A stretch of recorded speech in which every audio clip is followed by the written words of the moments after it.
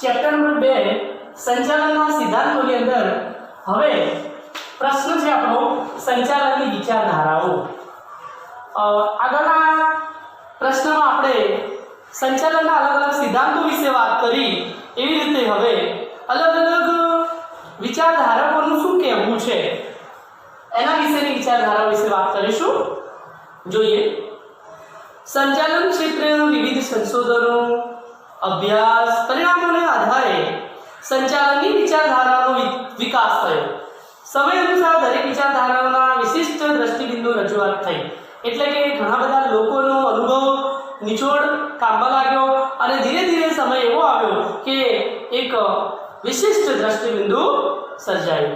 આ વિચારધારાઓમાં અનેક સંચાલન શાસ્ત્રીઓ અલગ અલગ મત આપ્યા અને જુદા જુદા સિદ્ધાંતો આપ્યા। એમાં પણ અનેક શાખા પ્રશાખાઓનો વિકાસ થયો અને આ સંચાલનની વિચારધારાઓ અથવા તો અભિગમ પણ કહેવાય છે અને એમાંના કેટલાક લોકોનો અભ્યાસ આપણે કરવાના છીએ।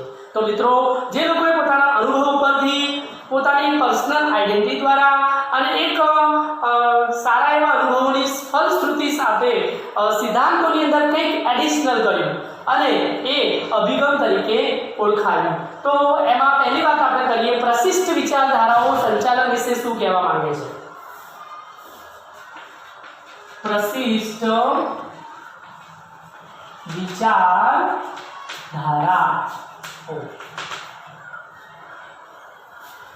તો સંચાલનની વિચારધારા 19મી સદીના અંત સુધીમાં વિચારધારાઓ તરીકે રજૂ થઈ અને તે વિચારધારાઓને પ્રશિષ્ટ એટલે કે 19મી સદી, કઈ સદી? 19મી સદી સુધી સંચાલન શાસ્ત્રીઓના જે પણ વિચારો હતા એ પ્રશિષ્ટ વિચારધારા શાસ્ત્રીઓ તરીકે ઓળખાય છે અને પ્રશિષ્ટ વિચારધારાના મુખ્ય પ્રણેતા કયા લોકો છે? તો ખાસ કરીને પરીક્ષામાં એક વાક્ય પૂછાતો હોય છે, આપણે જોઈ લઈએ। Frederick Taylor, Max Weber, Gilbert, Henri ફેયોલ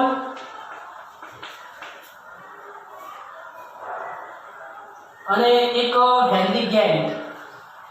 henry Fayol અને હેનરી ગેન્ટ, યસ મિત્રો। તો પરીક્ષામાં એક વાક્યમાં પૂછાયો પ્રશ્ન કે પ્રશિષ્ટ વિચારધારા શાસ્ત્રીઓના નામ જણાવો।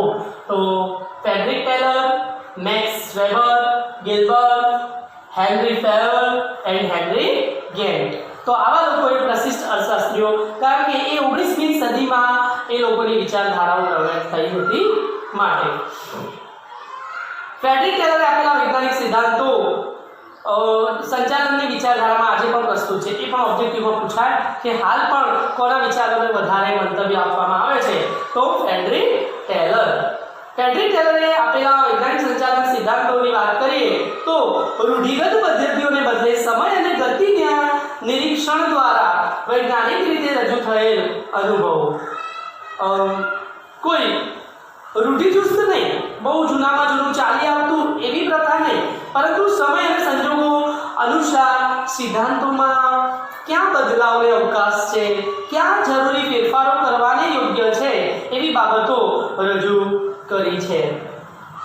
આગળ જોઈએ, વૈજ્ઞાનિક સંચાલનના સિદ્ધાંતનું મુખ્ય પ્રદાન વ્યવસ્થા તંત્રમાં વિશિષ્ટીકરણ। મિત્રો, વિશિષ્ટીકરણ એટલે શું?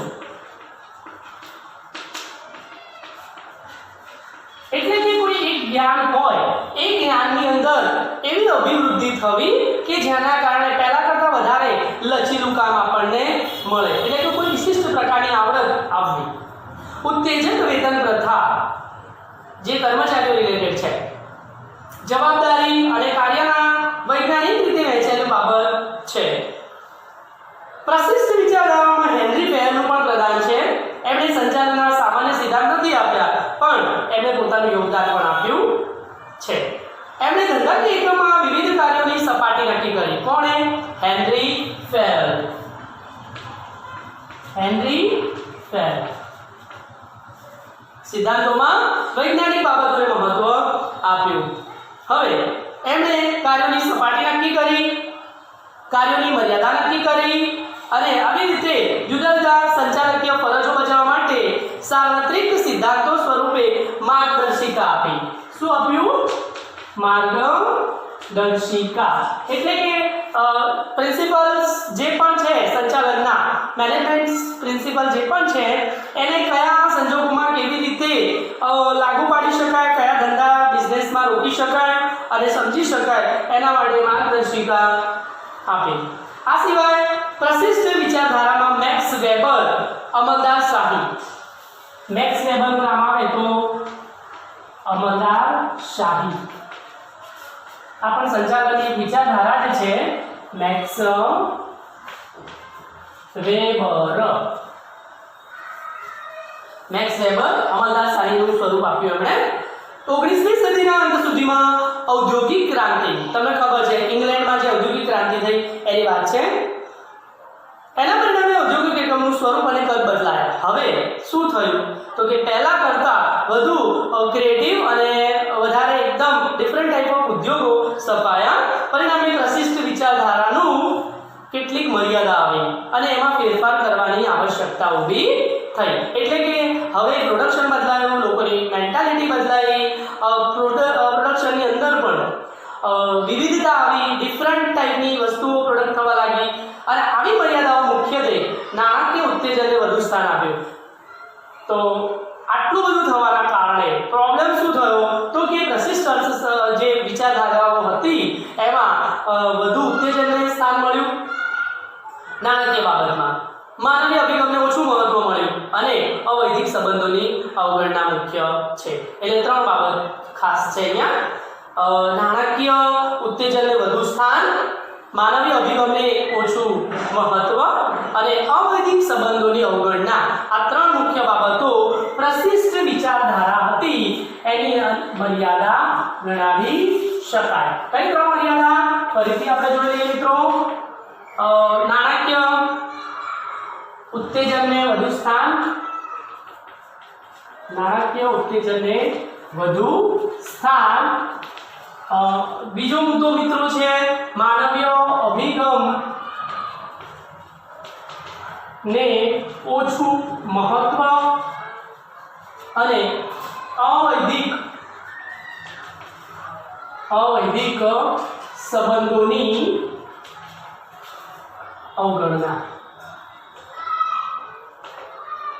એક વાક્યમાં પૂછાયો પ્રશ્ન કે જે પ્રશિષ્ટ વિચારધારાઓ હતા એની મર્યાદાઓ શું? તો પહેલો મુદ્દો છે કે નાણાકીય ઉત્તેજનને વધુ સ્થાન મળ્યું.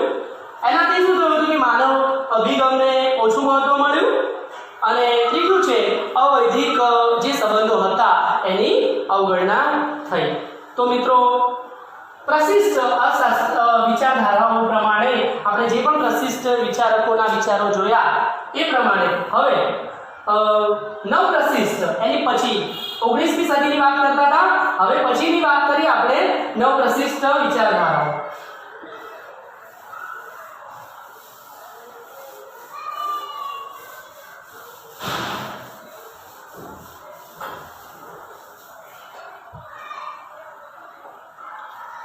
નવ પ્રશિષ્ટ પછીની વિચારધારાઓ જે આવી એ નવ પ્રશિષ્ટ વિચારધારાઓ તરીકે ઓળખાય છે. ઓકે, તો જોઈએ મિત્રો નવ પ્રશિષ્ટ વિચારધારાઓ. સંચાલકની પ્રશિષ્ટ વિચારધારાની ખામીઓ દૂર કરવા માટે કેટલાક સુધારાઓ અને અભિગમો પ્રસ્થાપિત થયા. આપણે આગળ જોયું કે અલગ અલગ પ્રોબ્લેમ્સ હતા પ્રશિષ્ટ વિચારધારાઓમાં, એટલે હવે એક નવું ક્રિએશન થયું જેનું નામ પડ્યું નવ પ્રશિષ્ટ વિચારધારા.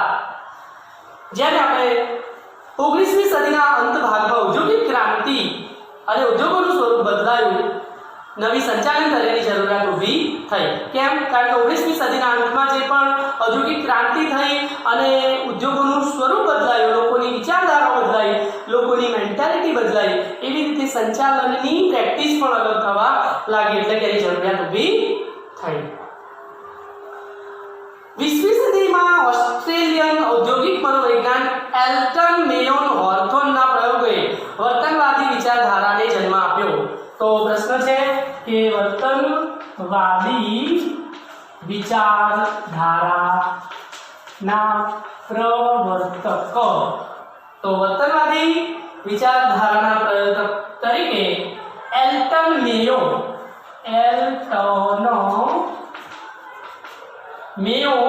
હાર્થોન, આ નામ યાદ રાખજો મિત્રો, પરીક્ષામાં એક વાક્ય પૂછાયેલો પ્રશ્ન છે. વર્તનવાદી વિચારધારાના પ્રવર્તક એલ્ટન મેયો હાર્થોન. અને તેથી એલ્ટન મેયોને 9 પ્રશિષ્ટના વિચારધારા, એટલે આપણે એલ્ટન મેયો હાર્થોનને 9 પ્રશિષ્ટ વિચારધારાના પ્રવર્તક તરીકે પણ ઓળખીએ છીએ. શું નામ છે? એલ્ટન મેયો હાર્થોન. 9 પ્રશિષ્ટ વિચારધારા સંચાલન અંગે વર્તનલક્ષી અભિગમ અને જૂથ પર ભાર મૂકે છે. એટલે મેનેજમેન્ટની અંદર જૂથમાં રહીને કેવી રીતે કાર્ય કરાય.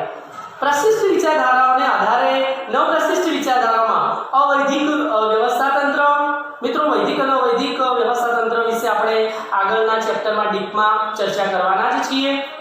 પછી માનવીના વર્તન, કારણ કે માનવ સાથે સંબંધ છે એટલે માનવીય જોડે કાર્ય કરવાનું છે એટલે એના વર્તનને સમજવું જરૂરી છે. પ્રેરણા વગેરે તત્વોનો ઉમેરો થયો. આ વિચારધારામાં એલ્ટન મેયો કયા લોકો હતા? 9 પ્રશિષ્ટ વિચારધારાના વિચારધારકો. તો પહેલું તો એલ્ટન મેયો. બીજા ઘણા બધા લોકો અહીંયા છે. રેન્સેલ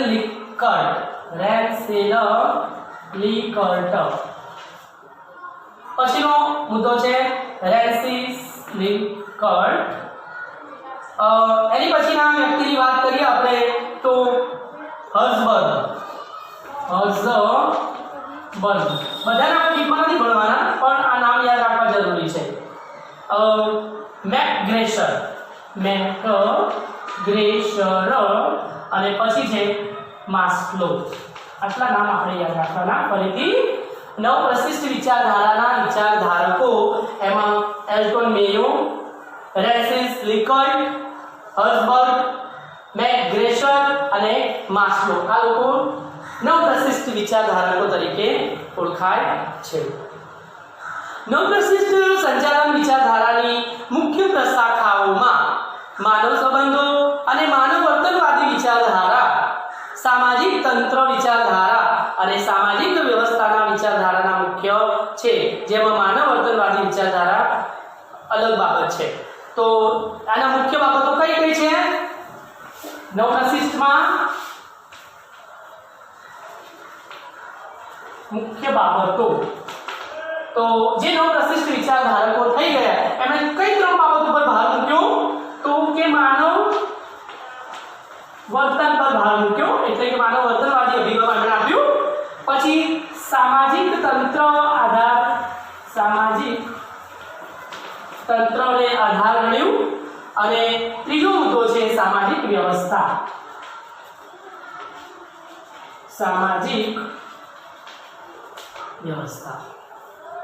ફરીથી 3 બાબતો, કારણ કે 9 પ્રશિષ્ટ વિચારધારકો હવે એવું માને છે કે માનવી સાથે જ્યારે કાર્ય કરવાનું છે તો માનવ બહુ જ અગત્યનું પાસું ગણી શકાય. તો એની મુખ્ય 3 બાબતો એ લોકોએ આવકારી છે.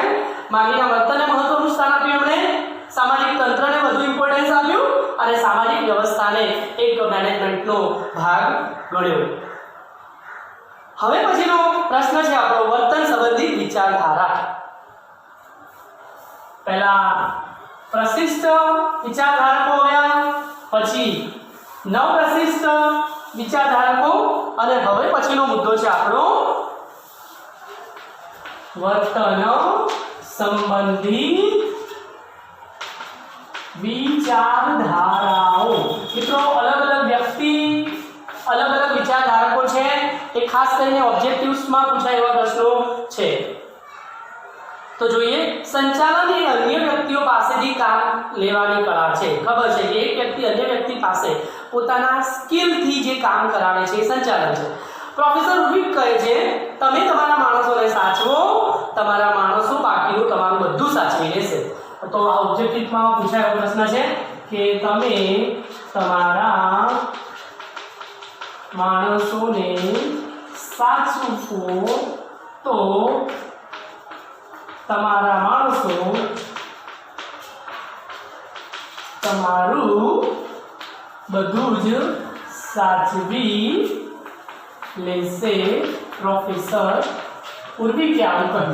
મિત્રો એમસીક્યુમાં પૂછાયેલો પ્રશ્ન છે કે આવું કયા વિચારધારકે કીધું? તો પ્રોફેસર ઉર્વિક. કર્મચારી કે વ્યક્તિ એકમમાં ખૂબ જ મહત્વનું સ્થાન છે. તમે પટ્ટાવાળાથી લઈને મેનેજર સુધી મિત્રો જુઓ છો સંસ્થામાં કામ કરતા, તો એ બધા જ ઇમ્પોર્ટન્ટ છે, બધાનું મહત્વ છે.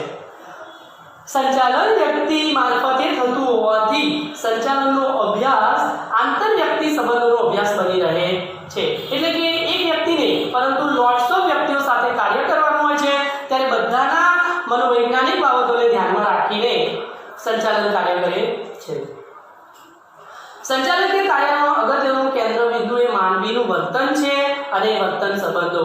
કારણ કે જ્યારે મેનેજર એના કર્મચારીઓ સાથે જો પોઝિટિવ એટીટ્યુડથી વાત કરશે તો 100% એના કર્મચારીઓને એના માટે લાગણી અને રિસ્પેક્ટ આવશે. એટલે વ્યક્તિનું અન્ય વ્યક્તિના વર્તન સાથે સાયકોલોજીકલ થતી પ્રક્રિયા છે.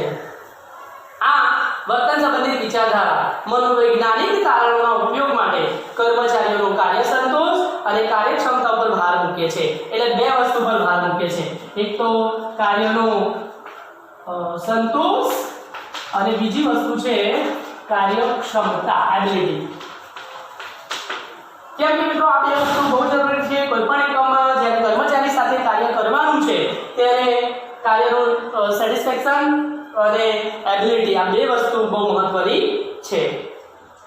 વર્તન સંબંધિત વિચારધારામાં આંતરમાનવીય સંબંધો, એક માનવીના અન્ય માનવી સાથેના સંબંધો, જેને આપણે આંતરમાનવીય સંબંધો કહીએ છીએ. અભિપ્રેરણ, પ્રેરણા આપવી. નેતૃત્વ એટલે લીડરશિપ લેવી. માહિતી સંચાર પ્રક્રિયા એટલે કે કોમ્યુનિકેશન સિસ્ટમ, વન વે છે, ટુ વે છે, માર્ગદર્શક છે, કેવી રીતે છે એ માહિતી સંચાર. ઔદ્યોગિક ઝઘડાનો નિકાલ, જેમ કે મજૂર અને માલિક વચ્ચેના ભેદભાવો હોય તો ઔદ્યોગિક ઝઘડા કહેવાશે. તો આ બધી બાબતો આની અંદર વર્તન સંબંધિત વિચારધારામાં આવી જતી હોય છે. આ અભિગમ વધુ પડતો મનોવૈજ્ઞાનિક છે. કેવો છે? મનોવૈજ્ઞાનિક છે. તેમાં આર્થિક પરિબળની ક્યાંય અવગણના થઈ હોય એવું જણાય છે. એટલે ખાલી માત્ર વ્યક્તિને જ ધ્યાનમાં લીધો છે.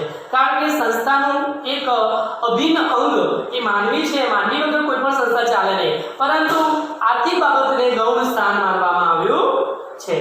ઉત્પાદકોને મોટે ભાગે માનવ સંબંધોની જાળવણી થઈ શકે નહીં તેવું કેટલાક લેખકોનું તાર્કિક વિધાન છે, જે આ અભિગમની મુખ્ય મર્યાદા છે. એટલે તમને કદાચ વર્તન સંબંધિત વિચારધારાની એની જો મર્યાદા પૂછાય તો એ જવાબ છે કે માનવીય અભિગમને વધુ મહત્વ તથા આર્થિક બાબતની અવગણના. ઓકે, તો વર્તનવાદી સંબંધિત વિચારોમાં સાયકોલોજીકલ એટલે કે માનવીને કેન્દ્ર સ્થાને મૂકીને માનવીને જ ઇમ્પોર્ટન્સ આપ્યું છે. ધંધામાં આર્થિક બાબતને ગૌણ અથવા તો બિલકુલ માનવામાં આવી નથી, જે વર્તન સંબંધિત વિચારધારાની મુખ્ય મર્યાદા કહી શકાય. ઓકે, હવે એની પછીનો એક ટોપિક છે આધુનિક વિચારધારા. તો આપણે બે વિચારધારાઓની આગળ વાત કરી. સંચાલનની વિચારધારાઓમાં પ્રશિષ્ટ, નવપ્રશિષ્ટ, ત્રીજા નંબરનું વર્તન સંબંધિત વિચારધારા, અને હવે ચોથો નંબર છે આધુનિક વિચારધારા, હાલનું લેટેસ્ટ.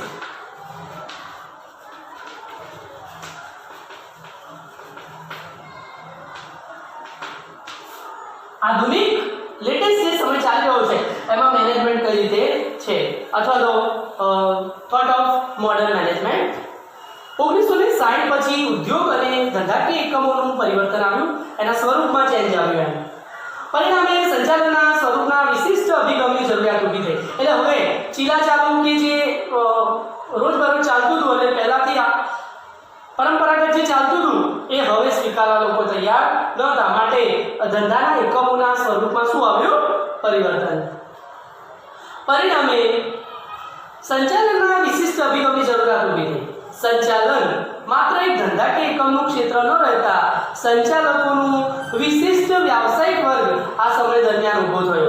એટલે હવે અલગ અલગ તાલીમ મેળવીને, કુશળતા મેળવીને લોકો પોતપોતાના બુદ્ધિ, કુને, ચાતુર્ય, નિપુણતા અને સ્કિલ બેઝ કોર્સિસ કરીને પોતાના ટેલેન્ટમાં વધારો થયો. અને એ વધારો થવાના કારણે શું થયું તો કે એક નવી વિચારધારાનો ઉદ્ભવ થયો. સંચાલન સામે મનોવિજ્ઞાન, સમાજશાસ્ત્ર, આંકડાશાસ્ત્ર, ગણિતશાસ્ત્ર, કોમ્પ્યુટર, ઇન્ફોર્મેશન ટેકનોલોજી ની પણ વિચારધારામાં હિમાયત કરવામાં આવી. એટલે કઈ કઈ બાબતો તો કે મનોવિજ્ઞાન, સમાજશાસ્ત્ર, આંકડાશાસ્ત્ર, કોમ્પ્યુટર એન્ડ ટેકનોલોજી અને બીજા ઘણા બધા વિચારો અંદર ભેળવવામાં આવ્યા. પરિણામે શું થયું તો એક નોલેજમાં વધારો થયો અને ઇન્ફોર્મેશન ટેકનોલોજીના જમાનાની અંદર આ બધા જ વિચારધારાઓને સામેલ કરવામાં આવી. એટલે કે આધુનિક વિચારધારા એ ચીલાચાલુ નથી, પરંપરાગત નથી, ચુસ્ત નથી, જડ નથી અને શરૂઆતથી જે પહેલાના નિયમો હતા પ્રશિષ્ટ, નવપ્રશિષ્ટ, વર્તનવાદી એ વિચારધારાઓ કરતા આ વિચારધારાઓનો પ્રભાવ કંઈક અલગ છે. તો આ વિચારધારાઓની અંદર કયા કયા લોકો નો સમાવેશ થાય છે તો આમાં વિચારધારકો કુંતસ અને એડોનલ,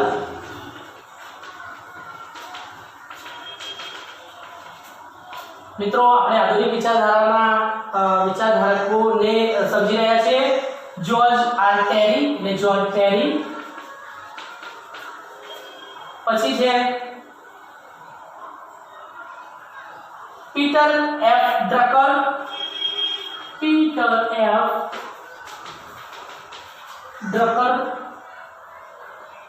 વિલિયમ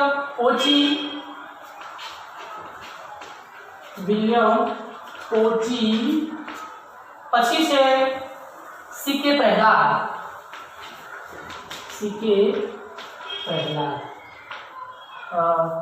આધુનિક વિચારધારકોના એક વાક્યમાં કદાચ પૂછાય પ્રશ્ન કે આધુનિક વિચારધારકો કયા કયા હતા, એમના નામ જણાવો તો કુંતસ અને O'Donnell, George Terry, Peter F Drucker, William Ouchi અને સીકે પ્રહલાદ. તો મિત્રો આવી રીતે સંચાલનના અલગ અલગ સિદ્ધાંતોમાં, અલગ અલગ વિચારધારાઓમાં ફરીથી આપણે એ ચારે ચાર મુદ્દાની ચર્ચા કરી લઈએ કે પહેલા તો જે સિદ્ધાંતો હતા એમાં વિચારધારકો કયા આવ્યા તો પ્રશિષ્ટ વિચારધારકો 1 નંબર, 2 નંબર નવ પ્રશિષ્ટ વિચારધારકો, 3 નંબરમાં વર્તનવાદી. પ્રશિષ્ટ નવ આડાવો હશે તો ચાલશે પણ જસ્ટ આપણે અત્યારે સિસ્ટમમાં ભણીશું. વર્તનવાદી વિચારધારકો અને ચોથું છે આધુનિક વિચારધારકો.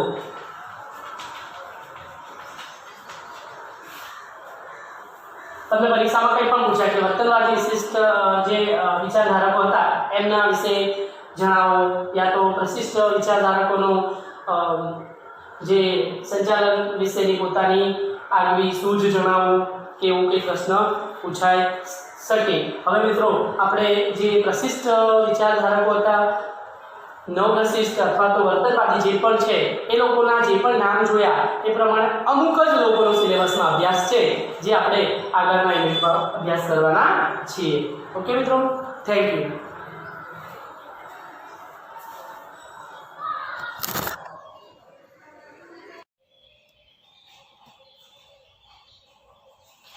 અગાઉના લેક્ચરમાં આપણે ભણ્યા પ્રમાણે મિત્રો અર્થશાસ્ત્રની અંદર આકૃતિ અને આલેખનો આપણને ભેદ ખબર છે કે જ્યારે માહિતી સ્પષ્ટ નથી એટલે કે સ્વયં સ્પષ્ટ માહિતી નથી ત્યારે આકૃતિ બને છે અને સિમ્પલ વસ્તુ કે જ્યારે અટપટી અથવા અથવા તો અસ્પષ્ટ માહિતી છે ત્યારે આપણને આલેખના સ્વરૂપમાં જોવા મળતું હોય છે. હવે અત્યારે આપણો પ્રશ્ન નવો છે કે ડેટા સીડી. મોસ્ટ ઇમ્પોર્ટન્ટ પ્રશ્ન છે મિત્રો, પરીક્ષામાં વારે ઘડીએ પૂછાય છે કે ડેટા સીડી વિશે નોંધ લખો. તો તમને મિત્રો ખબર જ છે કે અત્યારે આધુનિક જમાનામાં, ટેકનોલોજીના જમાનામાં ડેટા સીડી એ બહુ અગત્યની વસ્તુ બને છે. તો પહેલી વસ્તુ, જ્યારે અર્થશાસ્ત્ર સંબંધિત વસ્તુઓની જરૂર પડે, ફોર એક્ઝામ્પલ તરીકે કે આંકડાકીય માહિતી,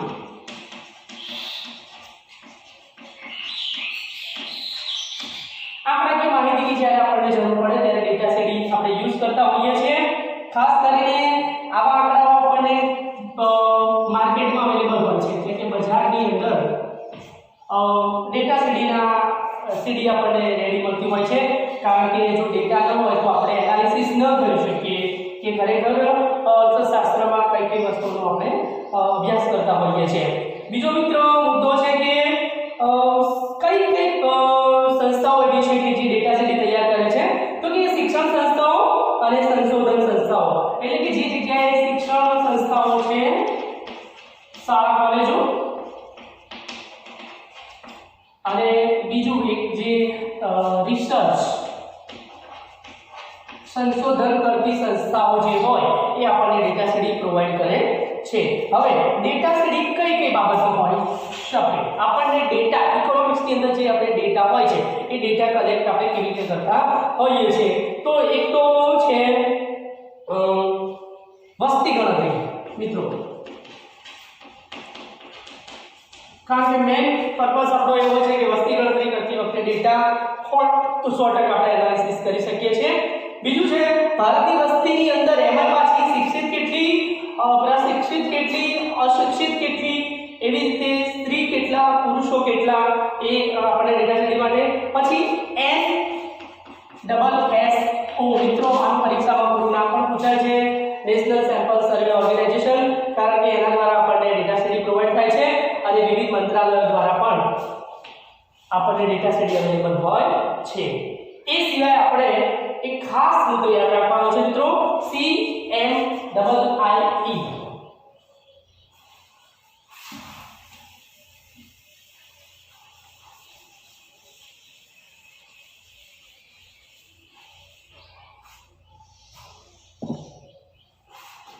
તો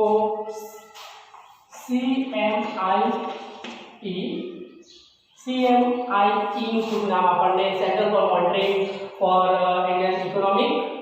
તો ખાસ કરીને પરીક્ષા 1 માર્ક્સમાં પૂછાતું હોય છે, ખાસ આપણે યાદ રાખી લઈશું, સેન્ટર ફોર મોનિટરિંગ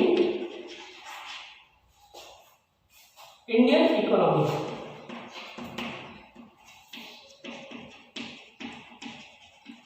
મિત્રો ખાસ યાદ રાખજો, ફરીથી આપણે એને સમજી લઈએ કે centre for monitoring system, CMIEE, centre for monitoring Indian economics, જે આપણને ડેટા સીડી તૈયાર કરી આપે છે. એટલે આ નામ પર તમે અંદર એડ કરી શકો છો. ડેટા સીડીમાં એક માહિતી હોય છે જેમાં કે જરૂરી માહિતી આપણે કોઈ પણ વ્યક્તિની પણ મેળવી શકીએ છીએ. એટલે તમે સમજી શકો છો કે મિત્રો ડેટા સીડી એ એક નાની વસ્તુ નથી, પણ બહુ વિશાળ પરિપ્રેક્ષ્યમાં આપણે અહીંયા સમજી શકીએ છીએ. એટલે ખાસ કરીને વસ્તી વિશેનો ટોપિક હોય, એન્વાયરમેન્ટ રિલેટેડ હોય, માર્કેટની અવેલેબલ પરિસ્થિતિ હોય, એના સંદર્ભમાં આપણને ડેટા એ બહુ અગત્યની વસ્તુ છે. કારણ કે જો ડેટા ન હોય તો આપણે આનું એનાલિસિસ કરી શકતા નથી. આગળના ચેપ્ટરમાં આપણે એ પણ ભણ્યા છીએ કે આકૃતિઓના આલેખ દોરતી વખતે કઈ બાબતો ધ્યાનમાં રાખશો. ફરીથી એક મુદ્દો આવી જાય છે કે જે આપણે આગળ ભણ્યા છીએ પણ રિપીટ થશે, આકૃતિના આલેખ એટલે શું? તો આપણને જો આનો ગ્રાફ સમજાઈ જાય તો 100% એ ક્લિયર કરી શકે છે કે આકૃતિના આલેખ. તો આપણે એક નાની માહિતી લઈએ.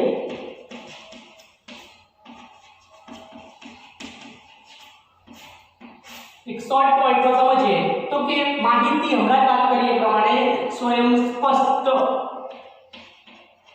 છે, જ્યારે અહીંયા સ્વયં સ્પષ્ટ માહિતી નથી. મિત્રો ગ્રાફ કેવો બનશે, કેવી રીતે બનશે આપણને નથી ખબર હોતી, કારણ કે ઓલરેડી માહિતી કેવી હશે એ આપણને સ્પષ્ટ નથી હોતી. એટલે ગ્રાફ તમે જુઓ કે કોઈ દિવસ ગ્રાફ સીધી રેખામાં નથી હોતો.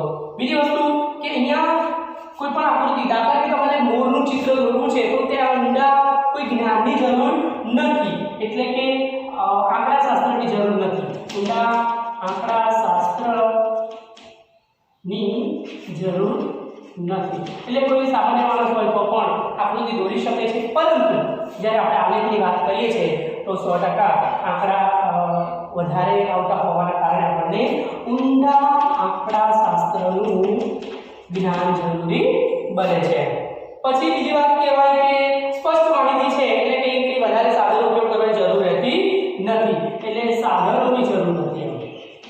સાધનોની જરૂર નથી, જ્યારે અહીંયા જરૂર છે. કેમ? કારણ કે માહિતી આંકડાકીય હશે, અસ્પષ્ટ માહિતી હશે, અચોક્કસ માહિતી હશે. હવે અહીંયા બીજું એક મેઇન પોઈન્ટ બને છે કે જ્યારે તમે કોઈ પણ ચિત્ર દોરો, દાખલા કે પ્રાકૃતિક સૌંદર્ય, પરિહારી છે કે પદાર્થ ચિત્ર, તો એમાં ચોક્કસ સ્કેલ માપની જરૂર પડતી હોય છે મિત્રો. એટલે અહીંયા એક પોઈન્ટ આપણે પણ ઉમેરીએ કે સ્કેલ માપ.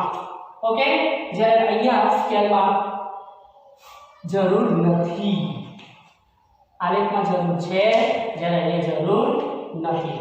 ઓકે, તો ચાર મુદ્દા ફરીથી આપણે સમજી લઈએ કે જ્યારે માહિતી સ્વયં સ્પષ્ટ છે, એટલે કે ક્લિયર છે, ત્યારે આકૃતિ બને છે. જ્યારે માહિતી ક્લિયર નથી, અસ્પષ્ટ છે, અટપટી છે, ત્યારે માહિતીને આપણે આલેખ તરીકે સમજીએ છીએ. અહીંયા આકૃતિ દોરવામાં આંકડાશાસ્ત્રની કોઈ જરૂરિયાત નથી. જ્યારે મિત્રો આલેખ દોરતી વખતે ઊંડા આંકડાશાસ્ત્રની જરૂર રહે છે. સાધનોની જરૂર નથી. જ્યારે અહીંયા રિલેટેડ અર્થશાસ્ત્રના ટોપિક રિલેટેડ જે પણ સાધનો જોઈએ છે એની જરૂર છે. અહીંયા મેઇન મુદ્દો એ બને છે કે જ્યારે તમે આકૃતિ દોરો છો ત્યારે કોઈ પણ સ્કેલમાં લેતા નથી, પરંતુ જો તમે આંકડાશાસ્ત્રની અંદર ગ્રાફ દોરો છો તો 100% તમને સ્કેલમાં વગર તમારા ગ્રાફને તમે ચોક્કસ રૂપ આપી શકશો નહીં. ઓકે મિત્રો, તો એક પોઈન્ટ આ પણ બને છે. હવે એક નવો મુદ્દો છે કે જ્યારે આપણે અહીંયા વાત કરી હમણાં કે ડેટા સીડી, તો એ કોમ્પ્યુટરનો ટોપિક બની જાય છે. તો કોમ્પ્યુટરના ટોપિકને આપણે કઈ રીતે સમજાવી શકાય. હવે ઇકોનોમિક્સમાં પણ ઇન્ટરનેટ અને કોમ્પ્યુટરનો કેવી રીતે આપણે ઉપયોગ કરીએ છીએ. તો હવે નવો પ્રશ્ન મિત્રો,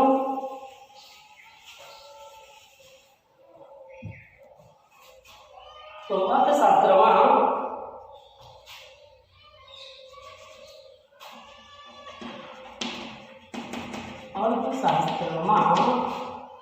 ઇન્ટરનેટનો ઉપયોગ.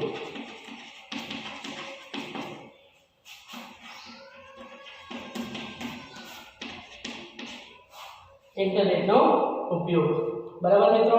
તો ખાસ કરીને ચાર બધા અહીંયા છે, એ રીતે લખી દઈએ. તો ટ્યુટોરિયલ ગરજ આવે છે. પહેલા મેનુ આપણે જોઈએ વિષયની જાણકારી માટે. બીજો મુદ્દો એ બને છે કે વાંચવા લાયક માહિતી.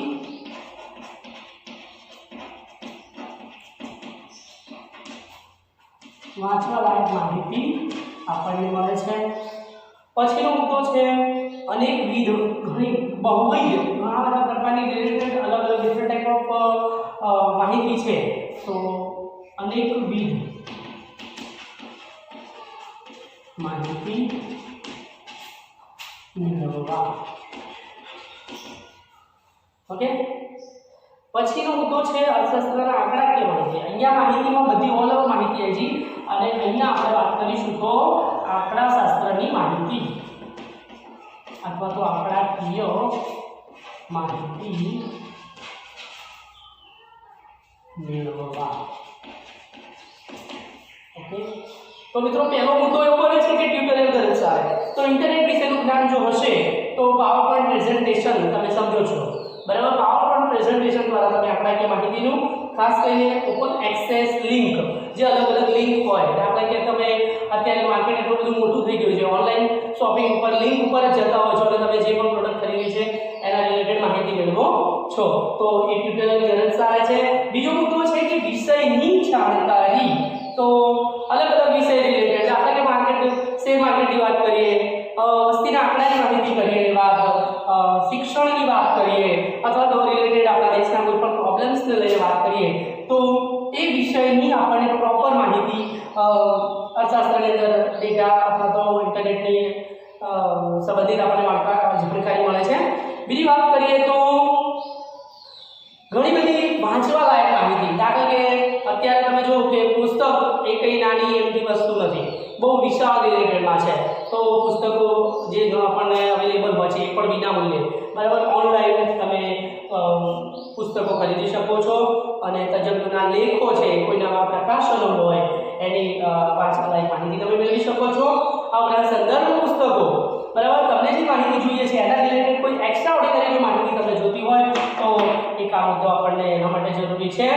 બીજું છે કે અનેકવિધ માહિતી, એટલે ખાલી અર્થશાસ્ત્ર રિલેટેડ નહીં પરંતુ બીજી પણ ઘણી બધી રિલેટેડ માહિતી અહીંયા લખ્યું એ પ્રમાણે યુનિવર્સિટીને લગતી માહિતી છે, સંદર્ભ પુસ્તકો છે, કોઈ લેખો હોય, કોઈ અર્થશાસ્ત્રીઓના પોતાના મંતવ્યો હોય એને પણ તમે સમજાવી અને સમજી શકો છો. પાંચમો મુદ્દો છે આંકડાકીય માહિતી મેળવવા માટે. તો ઇન્ટરનેટ માધ્યમથી આરબીઆઈ વેબસાઇટ પરથી બેન્કિંગ અંગેની માહિતી, reserve bank of India, RBI નું પૂરું નામ પણ તમને પરીક્ષામાં પૂછાતું હોય છે, તો રિઝર્વ બેંક ઓફ ઇન્ડિયા, તો એના લગતી માહિતી અને ખાસ કરીને એના લેખો.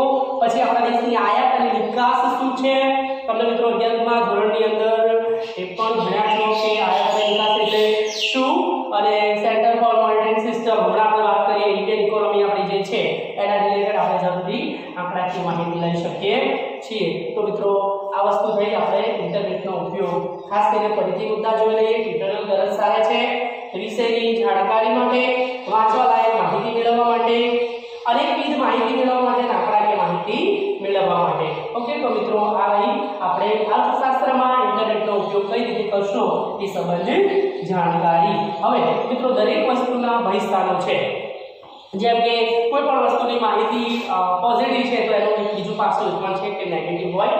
તો અહીંયા પણ આપણે વાત કરીએ કે અહીંયા જે ઇન્ટરનેટનો ઉપયોગ આપણે ઓલ ઓવર દેશમાં કે રિલેટેડ રાજ્યમાં આપણે કરતા હોઈએ છીએ, પણ કહેવાનો મતલબ એ છે કે દરેક વસ્તુના હકારાત્મક અને નકારાત્મક એમ બે પાસા છે. તો આપણે અર્થશાસ્ત્રમાં ઇન્ટરનેટનો ઉપયોગ છે, પણ આ ઇન્ટરનેટના ઉપયોગના ભય સ્થાનો શું છે, બરાબર છે. તો માહિતી રિલેટેડ આપણને વધારે એ જાણકારી માટે આપણે એના ભય સ્થાનોનો અભ્યાસ કરીશું.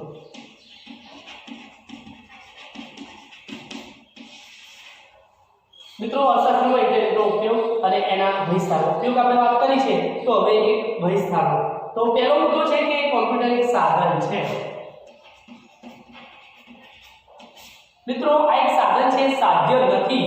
એટલે કોઈ પણ દેશની પરિસ્થિતિને જાણવા માટેનો આપણે એનો ઉપયોગ કરી શકીએ, પરંતુ પ્રેક્ટિકલી જોવા જઈએ તો માત્ર ને માત્ર આ સાધન છે, અલગ એક સામગ્રી નથી. તેથી એનો ઉપયોગ જ્ઞાન કે અભ્યાસની અવેજીમાં ન લઈ શકાય, બરાબર. દાખલા તરીકે હું એમ કહું કે કોમ્પ્યુટરના હાર્ડવેરની વાત કરીએ, બરાબર, સોફ્ટવેર અને હાર્ડવેર, પણ આ સાધન જ છે. એટલે સાધનથી તમે કંઈક નવી સામગ્રી તૈયાર કરી શકો છો, બાકી ઇન્ફોર્મેશન મેળવી શકતા નથી અને ખાસ કરીને એની અવેજી કોઈ ઓપ્શન નથી. એટલા માટે વિષયની સરળતા માટે આપણે એનો ઉપયોગ 100% કરી શકીએ છીએ, બરાબર. કારણ કે અત્યારે તમે જો કે ગ્રાફ, તો ગ્રાફ અલગ કલરમાં પણ આપણને જોવા મળતા હોય છે રિલેટેડ સંબંધિત માહિતી માટે. ઓકે, બીજું છે કોમ્પ્યુટર પ્રોગ્રામિંગ પૂરતી જાણકારી વિના અભ્યાસ કરવામાં આવે તો ખોટા પરિણામો. કેમ કે મિત્રો રિલેટેડ આપણને જે પણ માહિતી, હું એમ કહું કે 2021ની વસ્તી ગણતરી, તો એમાં કેટલી વસ્તી, આ વસ્તીને સમજવા માટે જો આંકડાકીય પૂરતી માહિતી આપણે કોમ્પ્યુટર દ્વારા જો મળેલી હોય તો આપણે શું કરી શકીએ છીએ, તો કે એને 100% સમજીને એનો ગ્રાફ સાચો મેળવી શકીએ છીએ. પછી સંગ્રહિત કરીને એનો અભ્યાસ કરી શકાય. માહિતીને આપણે શું કરવાની, તો કે સ્ટોર કરીને કોમ્પ્યુટરની અંદર સ્ટોર કરીને આપણે ગમે ત્યારે જોઈએ છે. દાખલા તરીકે આપણે શિક્ષણ દિવસ છે તો એ સમય દરમિયાન આંકડાકીય માહિતી સાચવેલી હશે કે આપણા દેશમાં શિક્ષિત લોકો કેટલા છે, એમાં સ્ત્રીઓનું પ્રમાણ કેટલું છે અને પુરુષોનું પ્રમાણ કેટલું છે, એ માહિતી જોવા માટે તમે સમજી શકો છો, બરાબર. તો મિત્રો આ એના ઉપયોગો તો થઈ ગયા, પણ હવે એની ભવિષ્યની વાત કરીએ તો એક સાધન છે એવી વાત થઈ. બીજી વાત કરીએ તો એક અપ્રસ્તુત ભ્રામક નક્કી કરેલ માહિતી ઉપલબ્ધ હોય છે, એટલે કે ફિક્સ જ છે. દાખલા તરીકે તમે ચલો યલો કલરની અંદર ગ્રાફ જોવો છો તો એ ફિક્સ મૂકેલા છે કે યલો કલર. જો તમને ઓપ્શનમાં જોઈએ છે તો તમે કંઈક નવું ક્રિએટ કરી શકો છો, બાકી જે છે એ માહિતીની અંદર તમારે એને સમજવું પડતું હોય છે. હવે બીજું કે આપણી વિચારણા અને તર્ક શક્તિ એટલે કે બીજી વસ્તુ કે આપણી બુદ્ધિને કોમ્પિટિશનમાં મૂકીએ કોમ્પ્યુટર અથવા તો ટેકનોલોજી, તો એ વસ્તુ ખોટી સાબિત થાય કે મિત્રો એ આપણા નોલેજને વધારે વાચા આપી શકે છે, પણ એવું ન કહી શકાય કે એ નોલેજ જ છે, બરાબર. એટલે એ વિસ્તાર છે એનો અંદરની બધી ખોટી માહિતી, અપ્રસ્તુત માહિતી અથવા તો ન સમજણમાં આવે તેવી માહિતી પણ અવેલેબલ હોય છે, જેના ઉપયોગથી આપણે દૂર રહેવું જોઈએ. ખાસ કરીને ઉપલબ્ધ માહિતી, સાચી માહિતી અને ખોટી માહિતી એ જાણકારી આપણને જો ન ખબર હોય તો કન્ફ્યુઝન 100% ઊભું થાય છે, કારણ કે જે વસ્તુ આપણને જરૂર છે એ એમાં છે કે નહીં, અથવા તો ડેટા જે આપણને જોઈએ છે એ કોમ્પ્યુટર રિલેટેડ આપણને જે મળ્યા છે એ સાચા છે કે ખોટા, અથવા તો સાચા છે તો આપણને 2021 ની માહિતી જોઈએ છે કે 10 વર્ષ પહેલાની માહિતી જોઈએ છે, એ વસ્તુ આપણે પોતે ખુદ સમજવી પડતી હોય છે. ઇન્ટરનેટ પરની વિશ્વસનીયતા, વેબસાઇટનો ઉપયોગ કરીને માહિતી મેળવવી જોઈએ, તેમના કરતાં વિષયનો અભ્યાસ ગેરમાર્ગે દોરે છે. દાખલા તરીકે હું મારો કોઈ ફોન પરચેસ કરું છું તો એની જે વેબસાઇટ હોય છે એ વેબસાઇટને જો હું અનુસરું નહીં તો કોઈ અન્ય વેબસાઇટ ઉપર જતા વધારે તકલીફ ઊભી થતી હોય છે, અથવા તો પ્રોપર માહિતી ન મળવાના એક વિસ્તાર પણ છે. તો આપણે મિત્રો અહીંયા આટલા સુધી રાખીશું કે અર્થશાસ્ત્રની અંદર કોમ્પ્યુટર અથવા તો ઇન્ટરનેટ અથવા ટેકનોલોજીના વિસ્તારનો શું છે.